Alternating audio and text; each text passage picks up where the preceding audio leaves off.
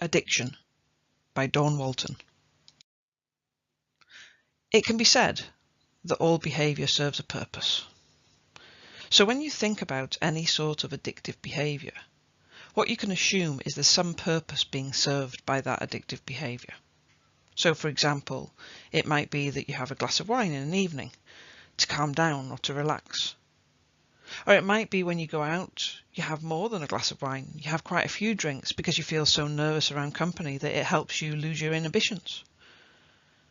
It might be that you take drugs to feel calm. Or it might be that you take drugs to escape from what's going on in your head. But addiction isn't always about big things. Sometimes it can be about small things. It can be about eating chocolate to give you a sense of safety and comfort. Or it can be about binge eating to get that mindlessness. And with any sort of addictive behaviour, what we can assume is that doing it serves some sort of purpose. But the other thing to bear in mind is that same behaviour has a positive intent.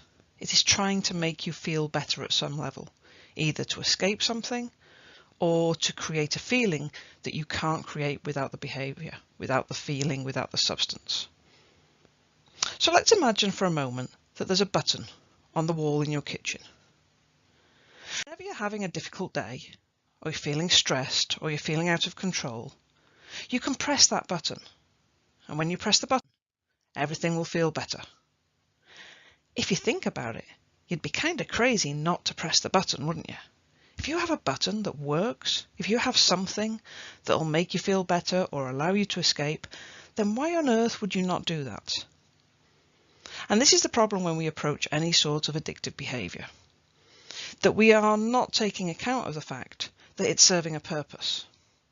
And so as long as the purpose exists, effectively you're going to do the behaviour, you're going to press the button. So if we look at the usual approach to dealing with any sort of addictive behaviour, the usual approach is to try and give you strategy so that you don't press the button. Maybe you can sit on your hands so that you can't actually physically reach for it. Or maybe you can do something else to distract yourself, so you choose not to press the button. The problem with all those behaviours is they're very cognitive. They need your thinking brain. And usually, when you're in that state that drives you to do the behaviour, you're usually not engaging your thinking brain. You're engaging your emotional brain, your protective brain, the subconscious part of your brain. And so making a choice to do something can get harder and harder the longer you try. So it might work at first, but in the long term, when that behaviour comes back or when the purpose comes back, you just end up pressing the button. After all, why wouldn't you? It works. So maybe we need a different approach. Maybe next time, when you're in that state, when you need to calm down, when you need to feel a bit more in control, when you need to feel happy, whatever it happens to be, maybe we make it so the button doesn't actually work. So that next time when you reach out to press the button, you're like, I don't want to press the button. I don't need to press the button. I can deal with this myself. I don't need anything outside of me, because let's face it, all the resources are actually really inside of you.